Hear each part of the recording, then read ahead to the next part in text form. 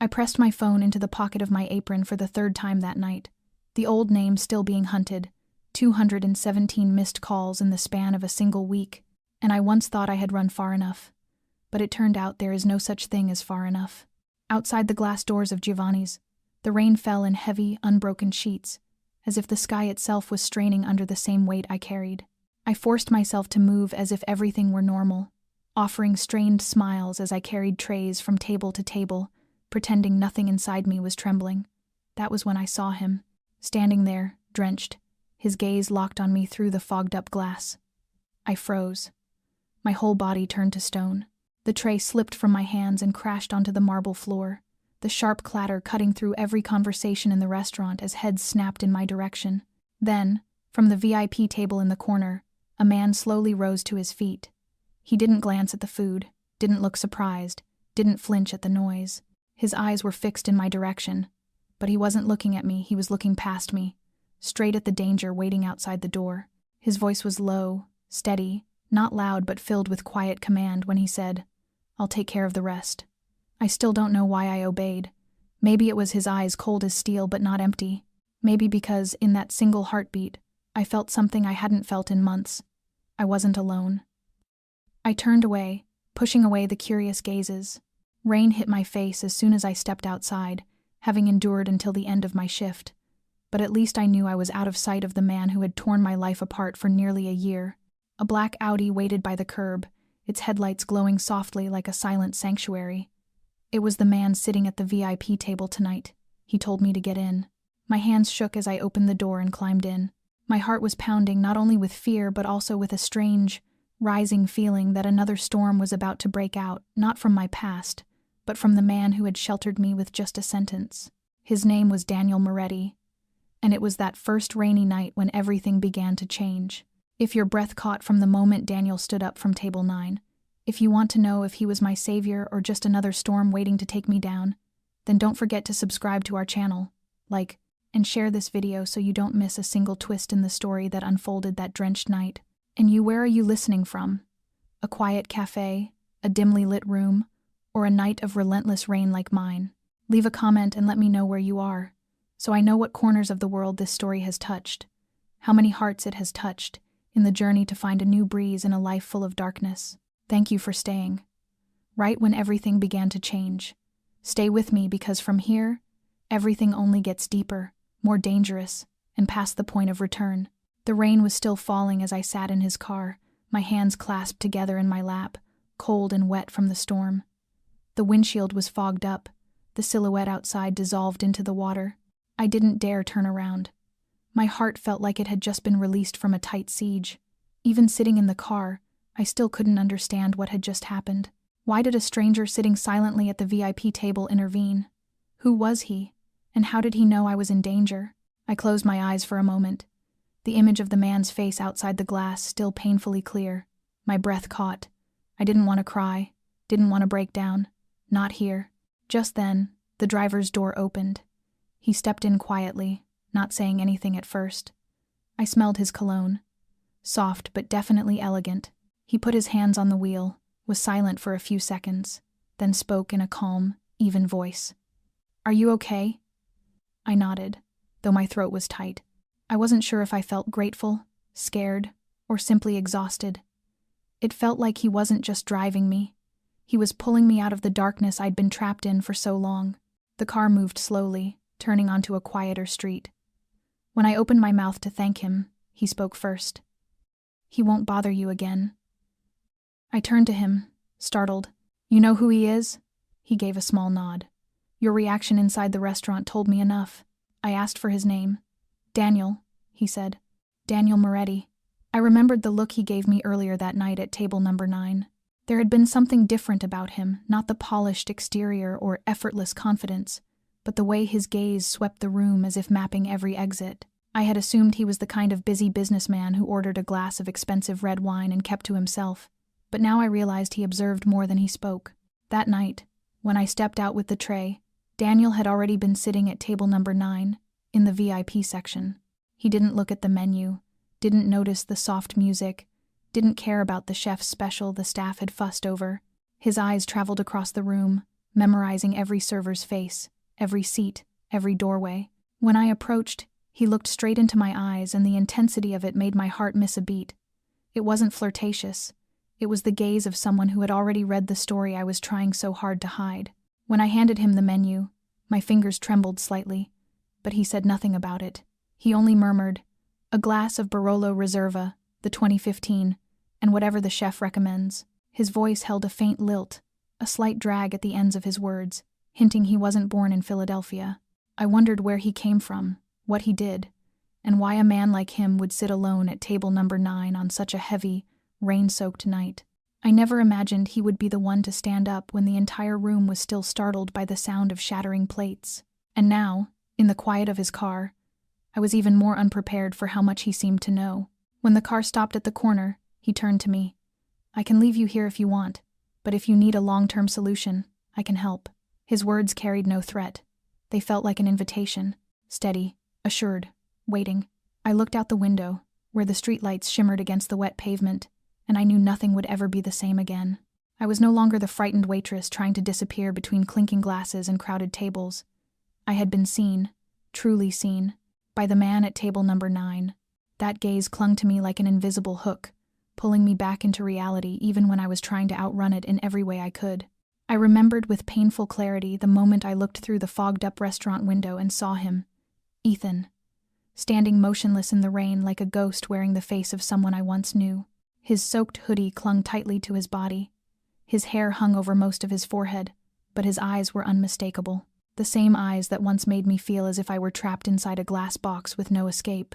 I didn't know how he managed to track me down again. I had changed my phone number, deleted every social media account, moved, even used a different name at my new job. And still, he found me. 217 missed calls in 7 days was a number chilling enough for anyone. But to me, it wasn't just a number.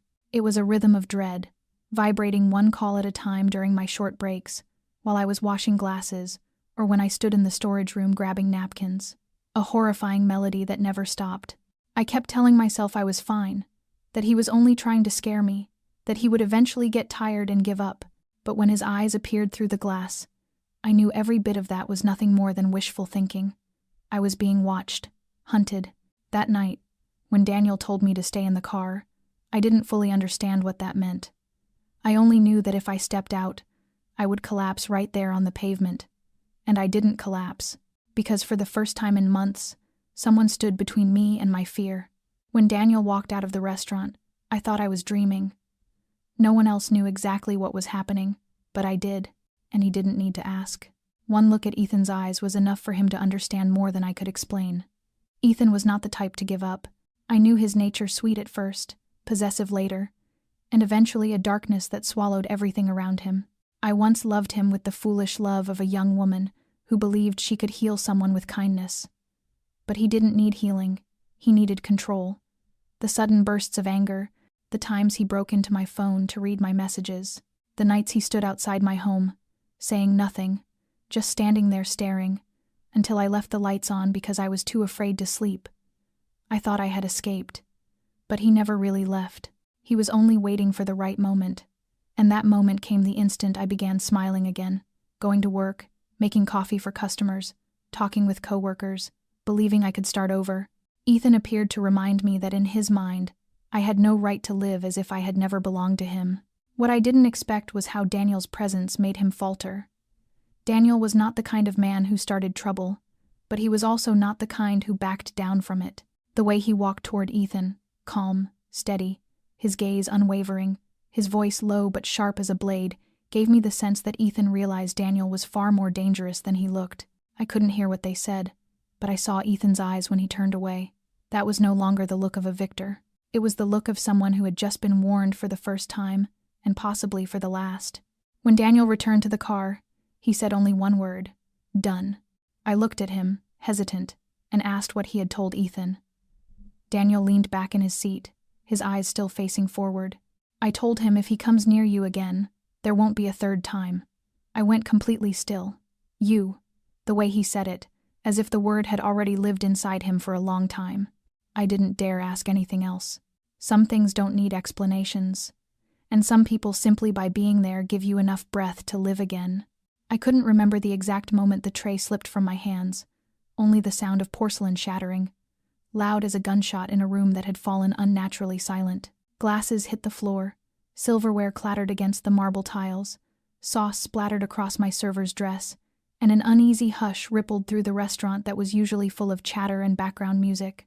I stood frozen, my eyes locked on the glass door where Ethan had just vanished into the rain.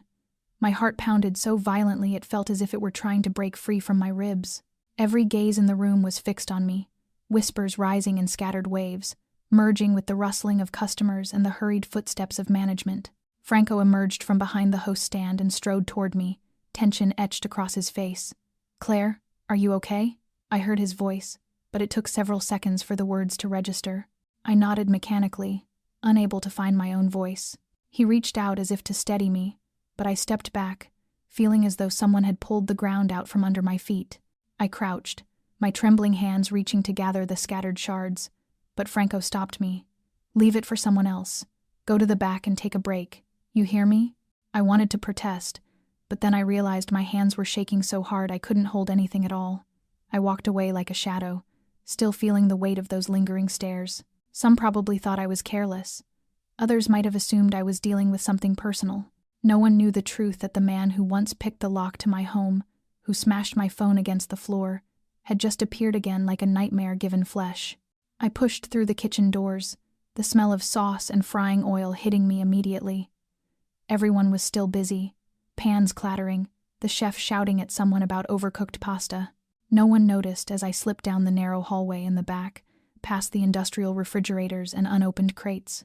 I leaned against the wall, sliding down until I was sitting on the cold floor, my arms wrapped tightly around my knees. I wanted to cry, but no tears came. It felt like I was sitting beneath a storm no one else could see. Outside, the world kept turning, customers kept eating, people kept laughing, but inside me, something had cracked. I didn't know what Daniel had said to Ethan, didn't know if he had truly frightened him, or if Ethan was simply retreating to plan something worse. But I knew one thing. If Daniel hadn't shown up at that moment, I didn't know what I would have done. Maybe I would have screamed in the middle of the restaurant. Maybe I would have run out the door and never come back. I thought of Daniel's eyes, the way he seemed to see through space itself, as if he had been trained to assess danger with every breath he took. I didn't know what he did for a living, but I knew with absolute certainty that he wasn't an ordinary man. Ordinary men couldn't make Ethan turn away with a single sentence. I pulled my phone from my pocket. 217 missed calls. The latest message, just 10 minutes ago. "You can't hide forever. I know you're here. I see you in that black dress, holding that tray, shaking like a scared little mouse." I locked the screen immediately, gripping the phone so tightly my nails dug into my skin. I needed air. I needed space. I wanted to disappear from this restaurant, from this city, but then Daniel's words echoed in my mind. "I'll handle the rest." I didn't understand why I believed him. Maybe it was because there had been no hesitation in his voice. Maybe because, for the first time in months, I saw something in someone's eyes that wasn't fear. It was control, strength, protection, and maybe a promise he didn't need to speak aloud. I sat silently behind the restaurant for nearly 20 minutes, not moving, not checking my phone, not wanting to answer a single question from anyone. I needed quiet, needed to give my heart a chance to catch up to reality. Yet the quiet only grew heavier as my mind spun with Ethan's face and his last message. I knew he was still somewhere nearby, maybe standing behind a tree, maybe hiding in a car, waiting for me to step away from the safety of the crowd. The thought twisted my stomach painfully. When I returned to the main dining room, everything functioned as if nothing had happened. Franco glanced at me from the host stand, worry flickering across his face, but he didn't ask anything. I gave a small nod to signal I was fine and went on with my work like a machine. Nearly an hour later, when the restaurant began to thin out, I noticed Daniel was still sitting at table number 9. Even though dessert had long been cleared, he hadn't left. He had ordered nothing more, hadn't touched his phone, hadn't shown a hint of impatience. He simply sat there, quiet as a fixture in the room, his gaze occasionally drifting toward the windows as if tracking something unseen. When I walked past, he spoke. "Claire, we need to talk." His voice wasn't loud, yet it stopped me mid-step, as if an invisible thread had tugged at me. I looked around, then nodded. I led him toward the hallway beside the kitchen, where the staff break room was a small, simple space, but private enough that no one would overhear. I sat down, my hands still gripping the cleaning towel. Daniel didn't sit. He stood across from me, arms crossed, his gaze steady and controlled. That man, Ethan, won't come back for a few days. But he's the kind who doesn't give up. I lifted my eyes to him. How do you know that? Daniel's lips lifted slightly. Not a smile, but an acknowledgement of something obvious. Because I've dealt with men like him, and I know how they think. I didn't ask where he had met men like that, or why, because I was beginning to understand that the things he knew weren't learned from books. They came from experience, and likely experiences far from pleasant. He stepped closer, bending slightly so his eyes met mine at level. I won't let him hurt you again, but you need to understand something. When I stepped in for you, I put my name in the middle of this story. Now if he wants trouble, he'll have to go through me. It was a warning not only for Ethan, but perhaps for me as well. I hesitated. So, what does that mean? He looked straight into me. It means that from this moment on, anything that concerns you will concern me. You might not like that. You might think I'm intruding too much into your life, but I don't stand by and watch innocent people get threatened. The seriousness in his eyes was unmistakable. There was no trace of a man flirting, no hint of someone looking for attention. He was someone who had already made a decision. I sat still for several seconds before asking softly, "Why are you doing this?" "I'm just a waitress. You could have ignored it, the way everyone else does." Daniel exhaled, as if he had expected that question. "Because once, I didn't step in when I should have, and the price I paid was a life." The words fell between us like a heavy stone. I didn't know who had died, but I knew that death had carved a deep, invisible scar inside Daniel. He didn't have to explain. I understood instantly that in that moment, I was no longer a stranger to him. I was a chance to make amends, or a chance to protect something he hadn't been able to protect before. And I began to wonder whether this was still just help, or if this was the beginning of a thread binding the two of us together, loop by loop, tightening a little more every time he said he would handle the rest. When I stepped out of the restaurant, the rain had eased, falling only in a thin mist that settled over the cold air like a veil. The streetlights cast long shadows across the damp sidewalk, shimmering like the surface of a lake breathing in the dark. The black Audi was still parked exactly where it had been, calm and unwavering, as if it had been waiting for me my entire life. Daniel stood leaning against the driver's side door, his hands tucked into the pockets of his coat, his gaze fixed somewhere far down the empty street. He didn't speak when he saw me approach, didn't even shift his stance. Only when I stood close did he quietly pull open the passenger door, signaling for me to get in first. I didn't ask where we were going. I didn't ask why. Maybe because I was exhausted, or maybe because I wanted to believe that, this time, letting someone else lead was better than stumbling through the dark on my own. The car rolled forward slowly, the engine humming with the steady softness of someone hiding a heavy secret. Inside, the glow from the interior lights brushed gently across Daniel's face, accentuating the sharp, cold planes of his features. I glanced at him from the corner of my eye, trying to read something, anything, but found nothing. No unnecessary expression, no restless gesture. He drove like someone who had done this 1,000 times, down unfamiliar streets without ever needing to ask for directions. The air in the car was thick, with a strange silence, not uncomfortable, but weighty. I didn't know what to say. Every question I wanted to ask spun endlessly in my mind like a fan blade, none of them able to break free into words. In the end, it was Daniel who shattered the quiet. "Are you afraid?" His voice was low, not piercing but touching gently against my thoughts. I stayed silent for a few seconds before whispering, "I don't know. I'm tired." He nodded, his eyes never leaving the road. Tired is normal. When you've lived in a state of constant vigilance long enough, the exhaustion comes like a slow fever. He stopped at a red light, the glow casting a soft crimson across his composed features, making it impossible for me to look away. I asked him then, for the first time during the entire drive, "What about you? Have you ever been afraid?" Daniel turned to me, his expression not quite surprised and not quite guarded.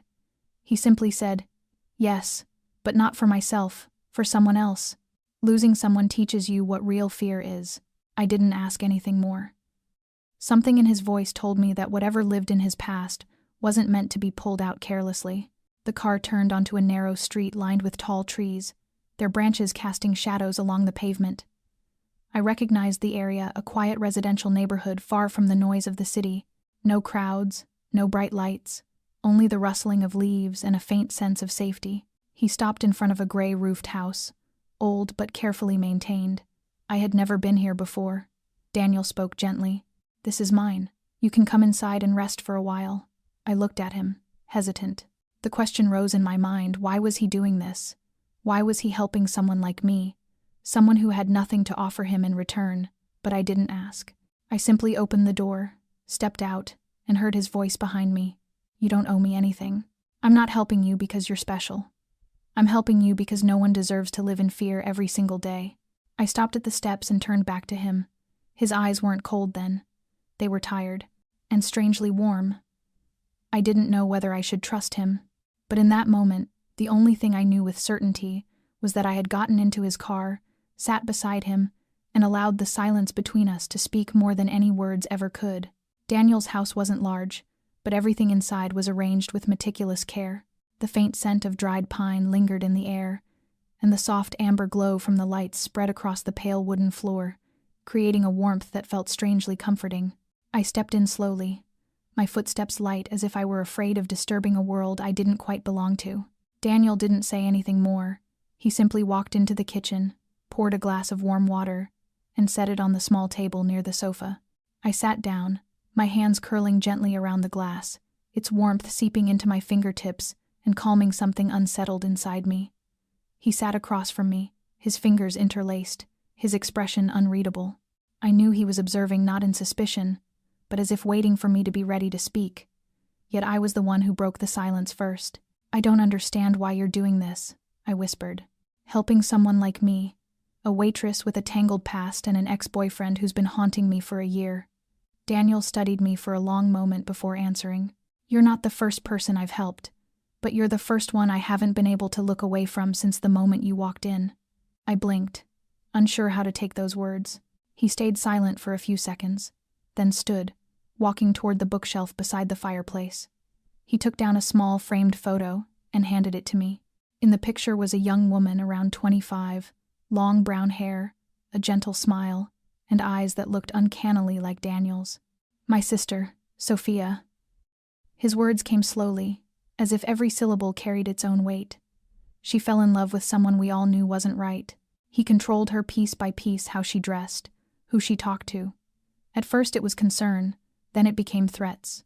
The police said there was no concrete evidence, just relationship conflict. I tried to convince her to leave, but Sophia believed he could change." His voice lowered, steadier but edged with something brittle. "One winter night, I got a call from the hospital. Sophia was dead, pushed down the stairs of her apartment. He said it was an accident, but we all knew it wasn't." My chest tightened as I listened. Daniel's face didn't shift, yet the calm he usually carried wasn't fully there. I handed the photo back, but he didn't take it right away, as if he were still seeing his sister in me. He continued, his voice growing deeper. "After that, I stopped believing in the justice system. Some people walk free because they're good at hiding. But I don't forget. I used everything I had to make sure he would never lay a hand on anyone again. I didn't ask how. I didn't need to know the details, nor was I sure I was ready to hear them. But I understood this much. From that moment on, Daniel had chosen not to stand on the sidelines. He intervened. And this time, he had intervened for me." I leaned forward slightly and asked quietly, "What do you do for a living? Because the way you act, the way you see everything, it isn't like a regular person." He smiled faintly, a vague, almost elusive smile. "You could say I work with connections. Real estate, logistics, transportation, everything moves if someone needs it to."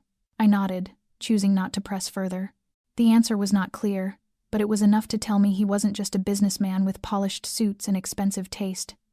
And that truth made me feel both safer and more exposed. Daniel's protection came swiftly, decisively, without hesitation, but woven into it were secrets I wasn't sure I could ever fully understand. I looked at him, the man standing with his arms folded, leaning against the wall, his eyes locked onto me without blinking. In that moment, I realized I wasn't just being protected, I was stepping into a world where the line between right and wrong blurred in ways that could never be untangled.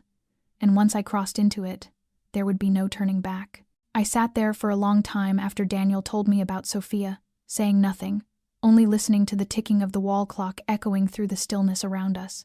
In the soft, warm yellow light, I saw in him not just a man who had lost a sister, but someone carrying a wound so deep it no longer bled, it simply carved itself into everything he did.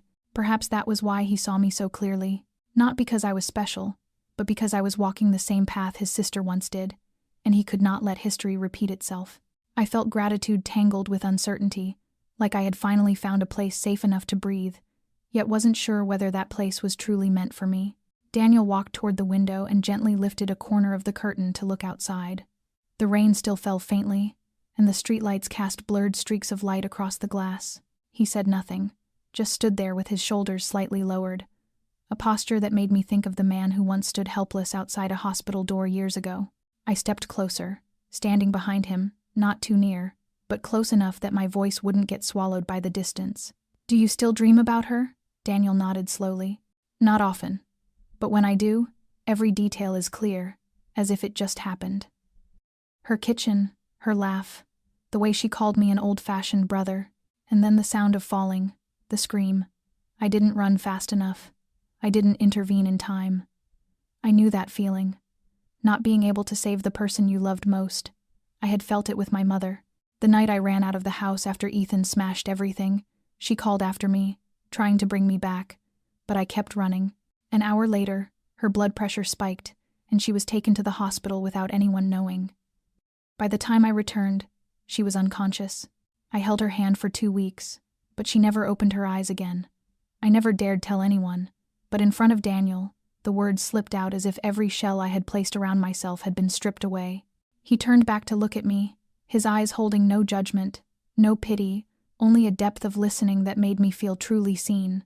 I wasn't the only one carrying invisible scars, and neither was he. We were 2 misshapen fragments of unnamed loss, finding each other not through fate, but because one wound recognized the other. Daniel poured more water, set the glass in front of me, then sat back down. "You don't have to tell me anything if you don't want to," he said softly. "But maybe it's time you stop carrying it alone." So I told him about Ethan, all of it, the way I had loved him when I was still a student, the sweetness he used to lure me in, the first outburst of anger when I didn't reply fast enough, the shattered phone, the night he forced me to kneel on the floor of my apartment just for talking to a male coworker. Every memory felt like a thorn piercing the old, patched-up skin I had used to survive. And throughout everything I said, Daniel didn't interrupt, didn't offer advice or condemnation, didn't soothe or question. He let me speak, let me breathe out the pain, as though he understood that once it was spoken aloud, its power to control me would weaken. When I finally fell silent, he said only one sentence: "He won't have another chance." I looked at him, unsure if I believed it completely. But in that moment I wanted to believe, not because I believed in vengeance, but because I believed in a man who had once lost his sister and could not bear another loss, not again, not ever. I thought I had said everything, that the weight I had carried inside me for 3 long years had finally loosened after speaking it aloud to someone like Daniel, a man who had once stood on the thin line between loss and protection. But I didn't expect that only minutes later he would brush against another fear I hadn't even dared to face myself. When the conversation faded into quiet, we sat in silence in the small living room, the warm yellow light softening the space like a gentle mist. Daniel stood, brought me a thin blanket, and asked softly if I wanted to stay here for the night. I hesitated, not because I feared him, but because I had never slept in a place where I wasn't the one triple-checking the lock before lying down. I nodded faintly, as if testing my own resolve. He pointed down the hallway toward a small room and told me to rest there, that he would take me to work in the morning. I stepped into the room, its bed freshly made, the window covered with thick curtains, everything simple but spotless. I lay down but couldn't sleep. The rain outside had faded to a drizzle, occasionally broken by the sound of a passing car, then settling into a silence so complete I could hear every beat of my own heart. I imagined Ethan standing just outside the window, thumb tapping out another message. "I know where you are. I see you." I jolted upright, heart racing, scrambled out of bed, and opened the door. Daniel was still in the living room, a book open in his hands, though his eyes weren't on the page. He looked up the moment he saw me, his brows drawing together gently. "You can't sleep?" I shook my head and stepped closer, stopping a few paces away. Sometimes people need someone to say something simple to pull them back from the ledge. I didn't need advice or promises. I only whispered, "I'm scared." It was the first time I had admitted that to anyone other than myself. Daniel looked at me, not getting up, only patting the empty space beside him. I walked over and sat down, keeping a careful but comfortable distance. He didn't touch me, didn't stare. He just said quietly, "Fear doesn't make you weak. It proves you survived." The words tightened my throat. I didn't know where he found sentences like that, but spoken in his low, steady voice, they softened something inside me in a way I couldn't explain. After a while, I leaned my head against the back of the couch and closed my eyes. I don't know how long it was before I drifted off, only that somewhere in the blur between waking and sleep, I heard him say my name for the first time, softly as a breeze brushing the back of my neck. Claire. Just that one word. Yet it made me feel no longer alone. It was the moment Daniel touched my fear, not with his hands, but with his steady presence, with silence filled, not with distance but with trust. And that night, for the first time in months, I fell asleep without locking my door from the inside. I woke up just as dawn was breaking, the first light of morning slipping through the thick curtains and spilling across the rug in soft, gentle streaks that brushed lightly against my senses. For the first time in a long while, I woke without jolting upright at the sound of a phone buzzing, without reaching instinctively for the fruit knife I kept hidden under my pillow, without feeling like I was living inside my own private war zone. I stepped out of the room slowly and saw Daniel already awake, making coffee in the kitchen with practiced, effortless movements. He was wearing a white shirt with the sleeves rolled up, his hair still slightly damp as if he had just showered. He turned when he heard me approaching, his gaze lingering on me for a few seconds as if checking whether I was all right. Then he placed a cup of coffee in front of me without needing to ask what I preferred. The small gesture made me feel safe, yet at the same time stirred a strange, unsteady feeling inside. I sat down, my hands wrapped around the cup, its warmth seeping into my palms and reminding me of the previous night, of the moment he said my name in that low, quiet voice, as if reciting a silent vow. I wanted to trust everything that was happening, but another voice inside me, a darker, quieter note, reminded me of Ethan's sweet beginnings. I didn't want to compare Daniel to my past, but my mind had learned to be wary as naturally as breathing. Daniel sat across from me, elbows resting lightly on the wooden table, his gaze calm but never careless. He asked if I wanted to go home to get my things or if I needed him to send someone to retrieve them. I looked up at him and asked softly, "Send someone? What do you mean?" Daniel didn't answer right away. He took a sip of coffee, set the cup down, then replied in an even, composed tone, "There are people who work for me. They can assist with things that require discretion and safety. You don't need to worry." I stayed silent for a few seconds, my heartbeat skipping unevenly. I didn't know if it was the word discretion or the way he said all of it as if it were perfectly ordinary. I didn't doubt his kindness, but a small part of me began to wonder what price came with this protection. I had lived through a kind of control disguised as concern. Ethan had once installed a tracker on my phone in the name of worry. He said he wanted to know where I was because he didn't feel safe letting me go out alone. I used to think that was love, until I realized I had no freedom left. I set my cup down and asked Daniel gently but directly, "Are you protecting me or controlling me?" Daniel looked at me, his gaze unwavering. He tilted his head slightly, as if weighing the answer carefully. After a few seconds of silence, he spoke in a voice lower than usual. "I won't force you to believe me, but I will always do what needs to be done to keep you safe, even when you don't agree in the moment. That isn't control, it's responsibility. Because when I stepped in, I accepted every consequence that comes with it." A chill ran down my spine. His words were honest and heavy with meaning. I couldn't tell whether I was being protected or gradually pulled into a new kind of control, one more subtle, more intelligent. But then Daniel continued, this time locking his gaze directly with mine. "If one day you decide you want to walk away from everything connected to me, just say it. I won't keep you, but I will still watch from a distance. Not to confine you, but to make sure you're alive." His words stirred a strange tightness in my chest. I didn't know exactly what I was stepping into. I only knew that the man sitting in front of me was not a hired bodyguard, not a kind stranger. He was a force, and for reasons I didn't fully understand, I had entered his orbit. Whether it was protection or control, the only thing I knew for certain was that I could no longer withdraw, as though I had never stepped into the world of Daniel Moretti. The days that followed passed in a strange rhythm, neither hurried nor entirely peaceful. Daniel still drove me to work every morning and picked me up at the end of each day, a habit formed so quickly that I began to forget he had been nothing more than a stranger at table number 9 just a few days earlier. We didn't talk much when we were together, but inside those long stretches of quiet were moments when our eyes met briefly yet deeply, moments when I caught him tilting his head slightly as if listening to the sound of my laughter while I chatted with customers, moments when he watched me approach from across the restaurant with a tired smile after a shift. I didn't know what to call the bond forming between us. Not quite love, not merely gratitude. It was something that grew in silence, like a seed sprouting through stone, steady, resilient, cautious. I began to feel an emptiness whenever he wasn't at the end of my shift, or when my phone no longer buzzed with a short message asking if I had eaten yet. But along with that came an unease I couldn't name. Some nights I wondered whether, if Daniel suddenly pulled everything away, I would still be strong enough to stand like before, or if I had already grown too accustomed to having him inside the fragile safety I had just rediscovered. The thought made me hold back, keeping certain questions tucked inside, words I suspected he already sensed but neither of us spoke aloud.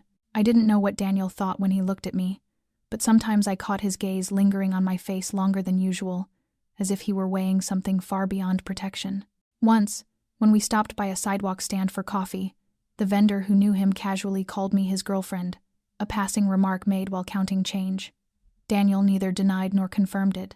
He only cast me a brief sideways look and said a simple, chilling sentence, "She's under protection."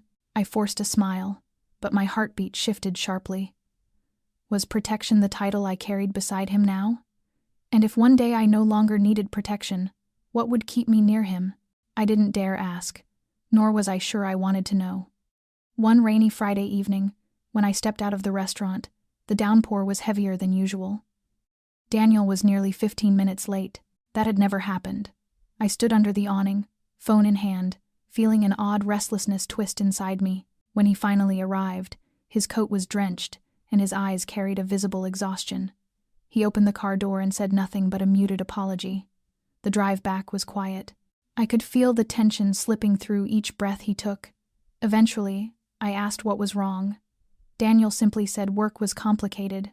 I studied his profile in the dim reflection of the streetlights, noticing an expression I rarely saw on him, something torn or guilty. I wanted to comfort him, but I stayed silent. I knew Daniel wasn't someone who shared easily. He chose to hold things within himself, the same way he held me. Not restrictive, but undeniably controlling. Yet in that moment, as the traffic light cast shifting colors across his face through the rain-streaked windshield, I understood something clearly. I was no longer a woman just seeking protection. I wanted to understand him, to step into his world, even though that world was built on shadows and things not easily grasped. And it was then I realized I had crossed the line of safety without even noticing. Daniel was no longer simply the man who saved me from Ethan. He had become the person I thought of first when I felt fear, and the person I thought of when I felt peace. And that feeling kept growing quietly, insistently, in early morning stillness, in shared glances needing no explanation, in sitting beside each other without holding hands, simply letting presence be enough to make the world feel a little less cold. But the closer I drew to him, the more afraid I became. Afraid of whether I truly understood him, afraid of where this budding feeling was leading me, and afraid of whether love, if that was what was beginning to form, could survive in a world where trust was always shadowed by doubt.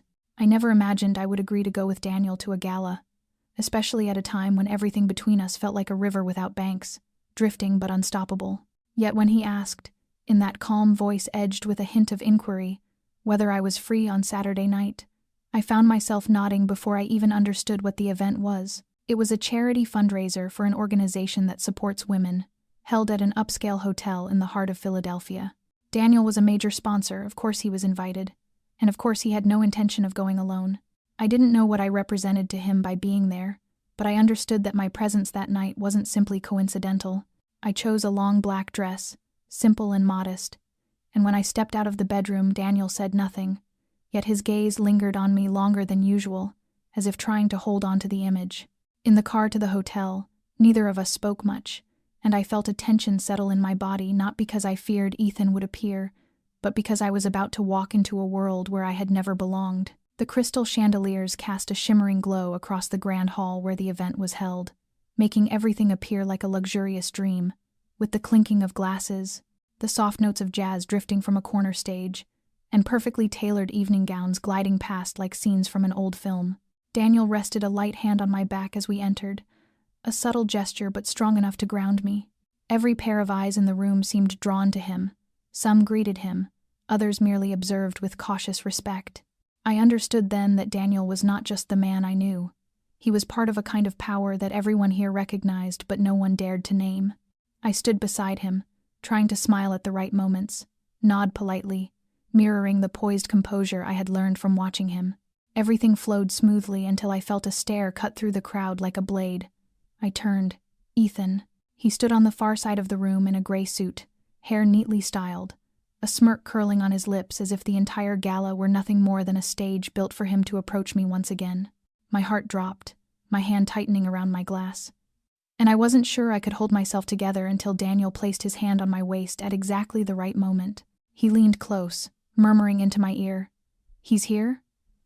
I nodded, unable to speak. Daniel turned fully toward him, never removing his hand from me. His expression shifted entirely cold, sharp, like a man stepping out of a smoke-filled room where negotiations were won through silence and threat. Ethan approached, walking with that false confidence he always wore. He smiled and extended his hand to Daniel as if they were old acquaintances. Daniel didn't take it. He simply stared at him for a long moment before speaking in a voice so low I had to tilt my head to catch it. "You should leave this place while I still let you walk out on your own legs." The air around us seemed to thicken in those few seconds. Ethan kept the smile on his lips, but the arrogance in his eyes had faded. He turned away, disappearing into the crowd like a shadow swallowed by the night, but I knew he wouldn't give up so easily. Daniel faced me again, his gaze softening but his voice still firm as he asked if I was all right. I nodded, and for the first time in my life, I felt like I was standing in a crowd not to hide, but to be seen, to be protected. But deep inside, I also understood that from the moment Ethan appeared in the one place that should have been the safest, the game had changed, and I began to wonder if this was only the beginning. Would Daniel and I have the strength to see it through to the end, in a battle where the enemy didn't merely want to destroy, but to possess everything we were trying so desperately to hold on to?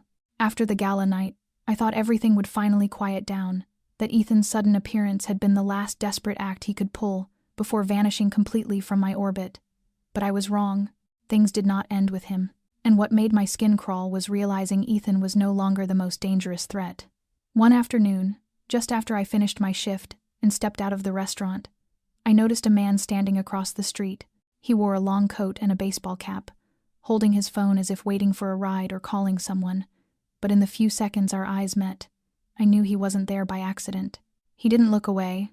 Instead, he watched me the way someone examines an item before naming its price. I hurried toward Daniel's car, where he was already waiting. He opened the door, his gaze sliding over my shoulder instantly, as if sensing something was wrong. I whispered that someone had been watching me.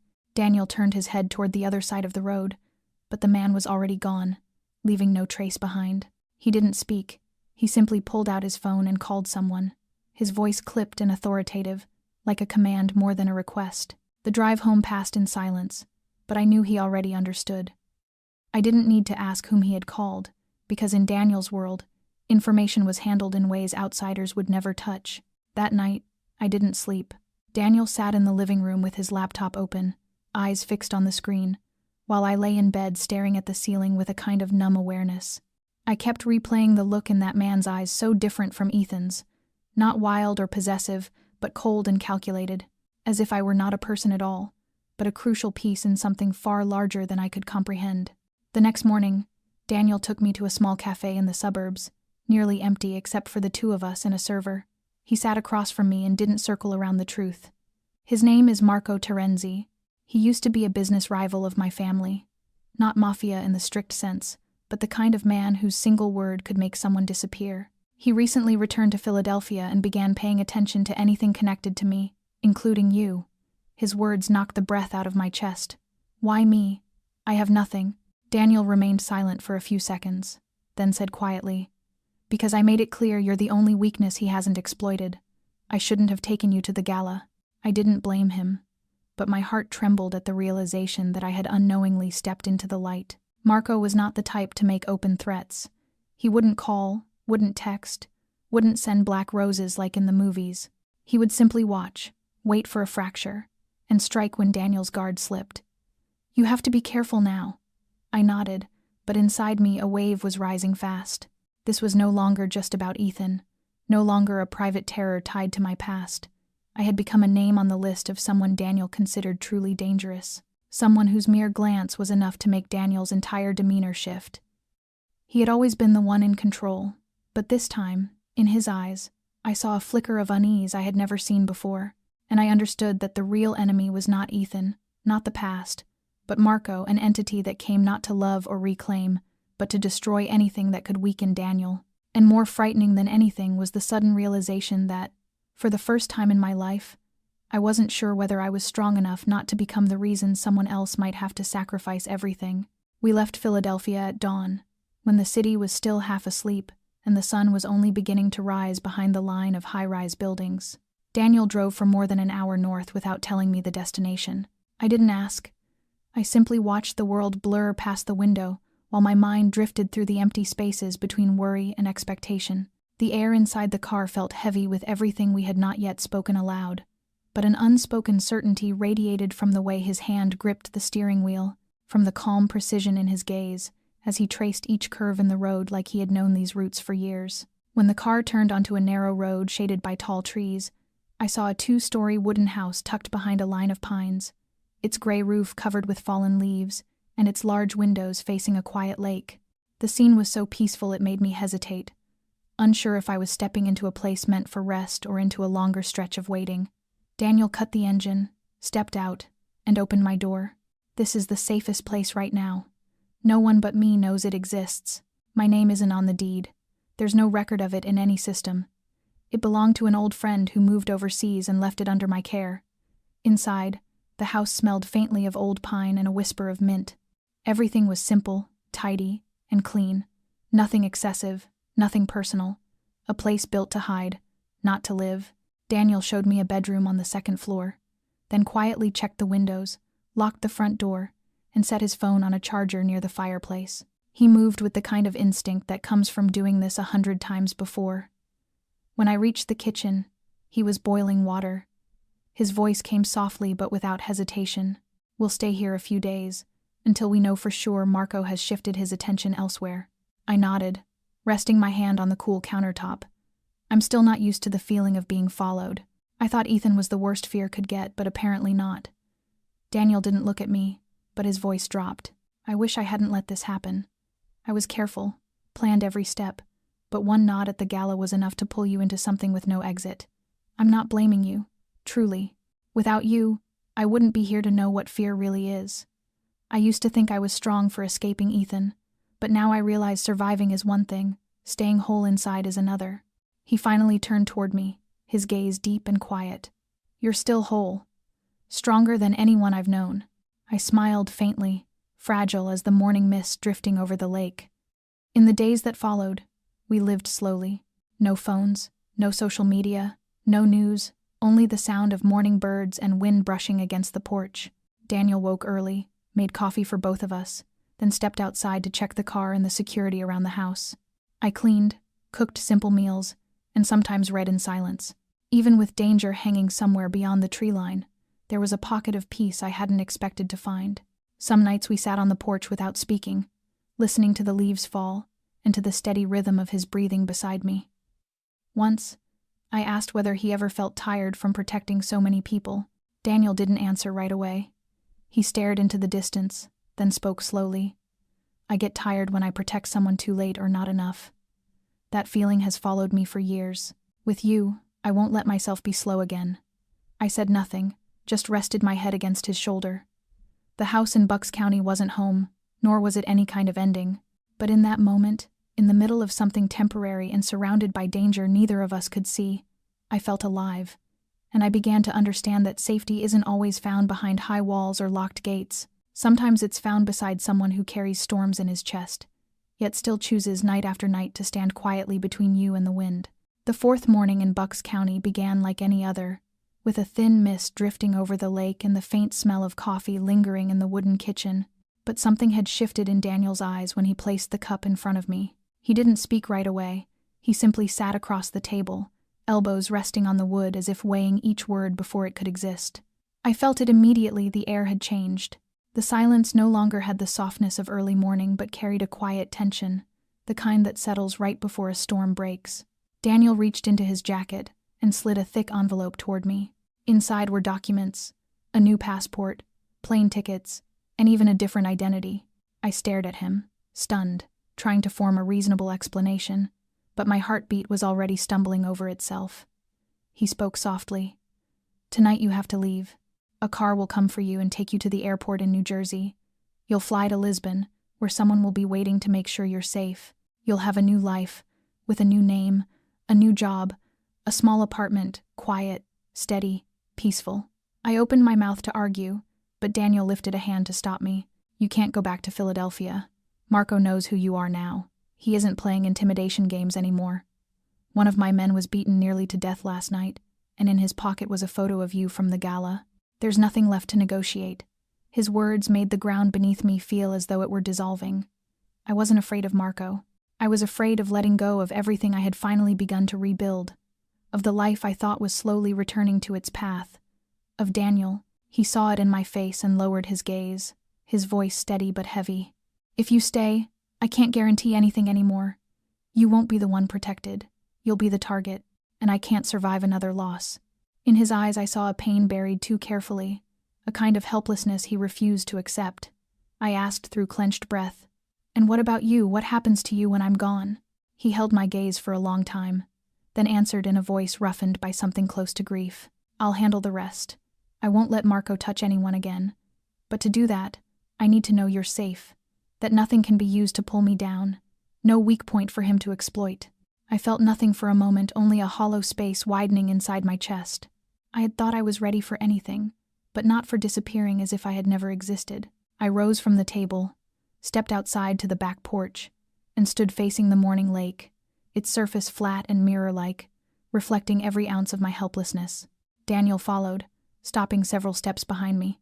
He didn't touch me, didn't soothe, didn't try to fill the silence. He let me walk all the way to the edge of that pain, because it was the only honest thing left between us. I turned back and asked him one final question. "What if I don't go? What if I choose to stay?" Daniel didn't blink. His voice was calm but unyielding. "If you stay, nothing will ever return to normal. There will be blood. There will be prices you should never have to pay. You will lose the right to choose an ordinary life." I understood then that this was a moment of irreversible choice. Whether I left or stayed, I would lose something. Part of me wanted to run, the way I once had, but the other part, the part touched by Daniel's gaze, his voice, the quiet way he had stood between me and every bitter wind these past weeks, whispered that some things are worth staying for. I didn't answer right away. I simply held his eyes, and in that look, I saw clearly that the real twist in life isn't a tragedy, a villain, or a betrayal. The real twist is the moment we realize that love is not a refuge, it is the place that forces us to face ourselves, with no way back. I sat by the lake for an hour after Daniel went back inside, the water mirroring the dull gray sky while the soft wind carried the scent of damp grass and memories I didn't have names for. The papers inside the envelope he'd given me were still tucked in the pocket of my coat, heavy as a stone lodged behind my ribs, making each breath feel harder to take. I had once believed that love was the one thing I no longer had the courage to hope for, not after everything that had broken, not after placing my trust in the wrong hands more times than I cared to remember. But Daniel wasn't comfort, and he wasn't a replacement. He was the embodiment of something far larger, something that lived beyond fleeting emotion or the familiar closeness of men who had once called themselves lovers. He had made no promises, not a single one, yet it was his silence, the way he stayed, the way he looked at me as though every choice belonged to me and never to him, that undid every wall I had built. When I stepped back into the house, Daniel was sitting in a wooden chair near the fireplace, the small flame casting soft shadows along the sharp lines of his jaw and cheekbones. I stood there for a long moment before I found my voice and said, "I'm not going anywhere." He looked up, his eyes pausing for a brief second as if confirming he had heard correctly, but when I stepped closer, set the envelope on the table before him, and whispered again, "I'm staying this time because I choose to, not because I'm afraid." I saw something flicker in his gaze, something like relief layered with pain. He rose without a word and touched my cheek, a touch steady, warm, and achingly real, exactly what I needed in that moment. Not explanations, not plans, just presence, just him. That night, for the first time, I placed my hand in his, not because I needed protection, but because I wanted to be beside him as someone who chose, not someone who needed saving. We didn't need many words, because between us there now existed a language of its own, silence that didn't wound. With the wind murmuring against the wooden door and the fire shifting inside the hearth, I rested my head on his shoulder and felt peace for the first time in the very heart of the storm approaching us. Daniel held my hand and gave it a gentle squeeze before speaking in a voice so soft it brushed my ear like a breath. I won't promise anything I can't keep, but there's one thing I know for certain. If you choose to stay, I will put everything I have into keeping you safe, even if it means sacrificing everything else. I turned toward him, not asking, not challenging, because I understood his words weren't a moment of weakness.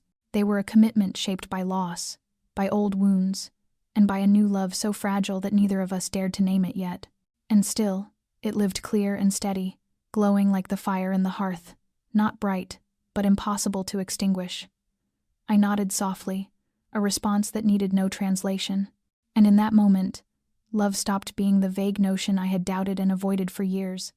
It became a quiet vow that held me in place. There, in that small house in Bucks County, surrounded by threats still hidden in the shadows, between two people who believed they had nothing left to lose, something began. Not with a breathless kiss or whispered sweetness, but with the choice to stay beside each other, even when the path ahead was filled with unnamed darkness. Daniel disappeared the next morning. No warning, no note, nothing left behind except the blanket he had folded neatly on the armchair and the wooden door left slightly ajar, the faint tracks of his tires still pressed into the gravel path leading to the main road. I knew he had gone to do something I couldn't interfere with, shouldn't ask about, and had no right to stop. But that knowledge did nothing to ease the restlessness tightening inside my chest. All day I wandered through the house, trying to keep myself busy cooking, cleaning, polishing the window frames one by one, but everything felt hollow without the steady, grounding sound of his footsteps somewhere in the background. Near midnight, he returned. There wasn't a scratch on him, no blood on his clothes, but his eyes looked as if they had traveled through a deep stretch of darkness. He placed his keys on the table, hung his coat on the hook, then sat down, arms folded, head slightly bowed, as though he were preparing to speak something that couldn't be undone. I sat across from him, not asking, simply waiting. When he finally spoke, his voice was rough and low, like a man who had finished a bottle of whiskey alone in the dark. I met with Marco. My hands tightened, the cold of the wooden table seeping into my skin like a silent alarm. He continued, letting out a breath that seemed to scrape against something inside him. I made an offer, a deal. In exchange for your absolute safety, he wants part of the Northern Territory, a section that was once his, but I took it back in a game that was anything but clean. If I agree, he will pull out of Philadelphia, take all his men, and never touch you again. I sat frozen for a moment, not because I didn't understand the meaning, but because I suddenly saw that Daniel had placed himself at a disadvantage, offering a concession that, in his world, could cost power, blood, or both. I whispered, "And you trust he'll keep his word?" Daniel didn't answer right away. He looked directly into my eyes, a gaze deep and unwavering. "I don't trust him, but I'll make sure he never gets the chance to break it. The deal is only the opening move. What I need is time." I understood then that this wasn't surrender, it was strategy, a longer and more dangerous play. And the price of that move was me, my name, my presence, becoming the one piece that could force Marco to pause, even if only briefly. I saw in Daniel's expression that he hadn't wanted me to know that truth, but he said it anyway, because from the moment I chose to stay, there was no room left between us for hiding. I reached out, placed my hand on his shoulder, felt the tension in every line of muscle beneath my palm, the coiled strength of a man standing on the edge of something deadly. I spoke softly but firmly. "You made sacrifices for me, so I won't stand still and wait to be protected anymore. If my presence can help end this, then let me face it with you." Daniel gripped my hand, his eyes faintly reddened in the dim light. His voice dropped to a deep, gravelly whisper. "You're not a pawn, Claire. You're the one thing keeping me from becoming a monster entirely. I'm not sacrificing you. I'm sacrificing the chance to keep you close." I didn't know if the negotiation would truly keep Marco at a distance, or if it was just another step in a larger plan Daniel hadn't yet revealed. But I did know one thing. When a man like Daniel Moretti starts using words like keep, this is no longer a game of power or survival. This is love, and love, even when born in the dark, has the power to change the nature of a man. We had no idea what waited ahead, but that night, in the quiet of that wooden room, we both understood that every choice came with a price, and we had paid it by offering up the most precious things we had, his freedom and my peace. I had believed that after everything we had survived, life would finally settle, or at least quiet down enough for us to breathe. But once again, life placed us before a choice that offered no gentle answer. This time not between life and death, but between freedom and safety. Daniel began to drift not in presence, but in the way he thought, the way he moved, the way he planned. He grew quieter, heavier, and each time he came to me, there was a new weight in his eyes, something I could not reach. I knew Marco had not disappeared. His silence was the undertow before a breaking wave, and Daniel sensed it more clearly than anyone. I didn't need him to say it. It was in the way he checked the locks twice every night, the way he called after every one of my shifts, or the way his eyes scanned the street before we walked into our usual cafe. One evening, as we sat on the rooftop of the small apartment he had just rented for me, I asked without meaning to whether people like us could ever live like ordinary people. Daniel stayed silent for a long time before answering that without me. He probably could. The reply cut in a way that wasn't sharp but painfully honest. I realized that my existence in his life was the very thing that kept him from relaxing, from letting go. I was his weakness, the only thing he could no longer control in a world he had held firmly in his hands for far too long. But at the same time, I knew I couldn't spend my entire life like this, living with shadows at my back, with the fear that one day Daniel might not return home. I wanted to love him, but I also wanted to breathe without flinching at every unfamiliar sound in the night.